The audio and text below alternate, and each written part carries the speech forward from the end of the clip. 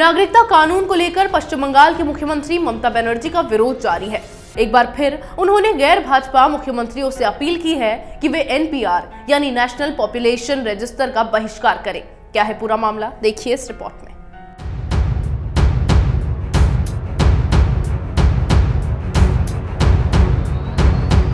जब कांग्रेस अध्यक्ष सोनिया गांधी ने नागरिकता संशोधन कानून के विरोध में विपक्षी दलों की बैठक बुलाई थी, तो पश्चिम बंगाल की मुख्यमंत्री ममता बनर्जी ने उस बैठक का बहिष्कार किया था।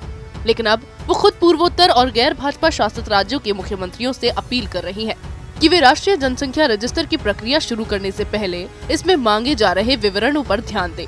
बनर्जी ने एनपीआर की प्रक्रिया को खतरनाक करार देते हुए कहा कि माता पिता की जन्म स्थान का विवरण मांगने वाला फॉर्म कुछ और नहीं बल्कि राष्ट्रीय नागरिक रजिस्टर के क्रियान्वयन की पहली की कवायद है। हालांकि गृह मंत्री अमित शाह ने बार बार ये स्पष्ट किया है कि एनपीआर और एनआरसी में कोई संबंध नहीं है और नागरिकता कानून से किसी की नागरिकता नहीं जाएगी।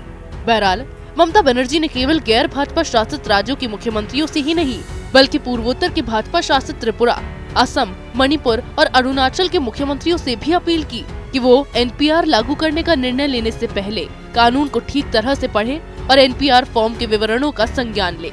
ममता ने कहा कि मैं उन सबसे इस प्रक्रिया में शामिल न होने का आग्रह करती हूं क्योंकि स्थिति बहुत बुरी है।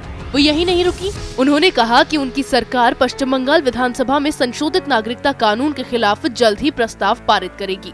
ममता बनर्जी ने मीडिया की खबरों का हवाला देते हुए कहा कि जब एनपीआर फॉर्म में माता पिता के जन्म स्थान से जुड़ा कॉलम भरना अनिवार्य नहीं है तो फिर इस कॉलम को फॉर्म में क्यों रखा गया है। इन सवालों को हटाने का प्रयास किया जाना चाहिए। अब सवाल ये उठता है कि जो ममता बनर्जी कुछ ही दिनों पहले सीएए के मुद्दे पर बुलाई गई कांग्रेस की बैठक में शामिल नहीं हुई, वो अब खुद ही विपक्षी एकता की बात क्यों कर रही है।